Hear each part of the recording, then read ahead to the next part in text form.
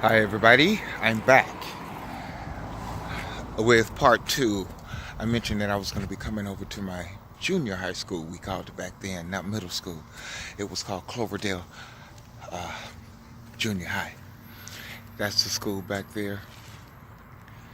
By that time, or by this time, or the time that I made it to middle school, I was leaving the core group of peers that I had grown up with at St. Jude Elementary, and was branching out. Something in me wanted to experience a little bit of a broader perspective on people and culture. And Cloverdale was a part of that experience. We had proms, and here is where I believe a lot of the football indoctrination happens. A lot of my peers from the neighborhood, from schools all around this city, built their early lives on the idea that they might be a football star. And quite frankly, due to injuries or whatever other circumstance, those kinds of things did not happen. And that is not just in this city, but in every city. But the idea of sports being the saving grace for a black child was very prevalent, even here. As I'm making my way over here, again, I want to keep this presentation short so that I don't run out of phone charge. Here at this school is where I wanted to be a part of music and band. And we had a black man here, Mr. Jackson, who was a trumpet player. He got me interested in the trumpet. My father found a gentleman in our neighborhood who was a band director who gave me private lessons before the 7th grade. So by the time I got here, I was a little bit ahead of the other students. But then I got bored with trumpet and switched to French horn. I wanted to be different. I still want to be different. I don't want to be like everybody else. But I excelled with French horn, and I was voted most talented here at Cloverdale, which is not something apparently that's normal for someone black. I've already told you all that I went on to Jeff Davis to become the first black drum major there, continuing to play the French horn and be in the choir. But here is a football field. So much school spirit was involved here. You know, we didn't hate each other, seemingly because of our race at that time.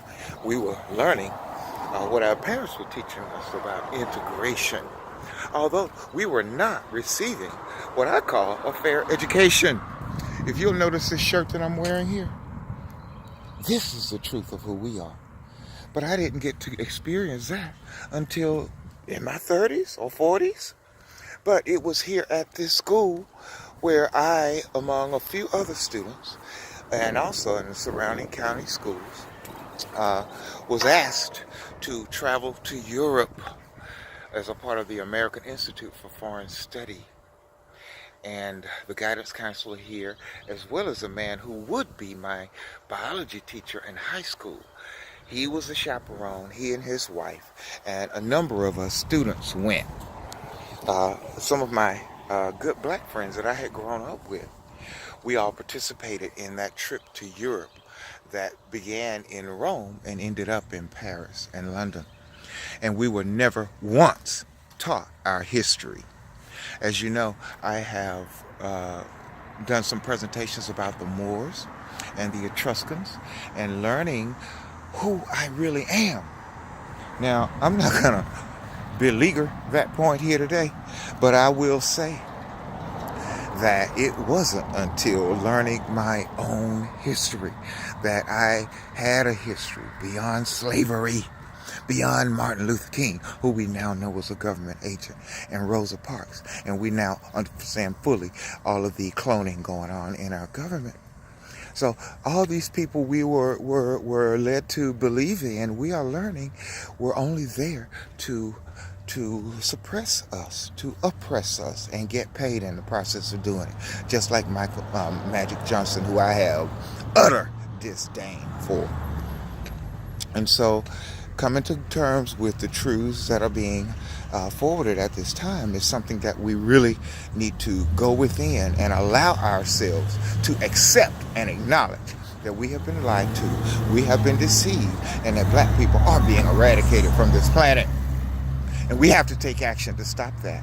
And the spiritual action that we know now to take is using our body, our God technology, to open our third eye and, like Shiva, Om Namah Shivaya, destroy this bullshit illusion nightmare. Deal with that. That is the truth. Okay?